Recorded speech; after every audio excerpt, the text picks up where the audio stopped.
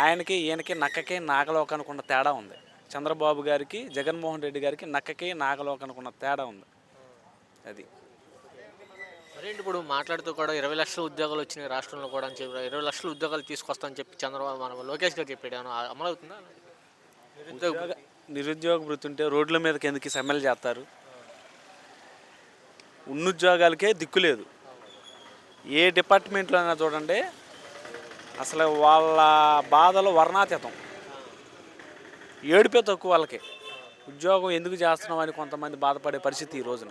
నిరుద్యోగ వృత్తి గురించి నెలకు 3,000 రూపాయలు ఇస్తున్నాడగా, ఇచ్చిండా?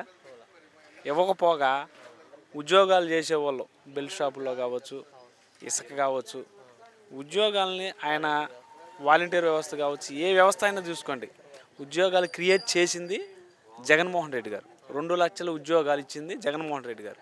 ఈయన ఎన్ని లక్షల ఉద్యోగాలు ఇచ్చిండో ఒకసారి పబ్లిక్ని అడగండి.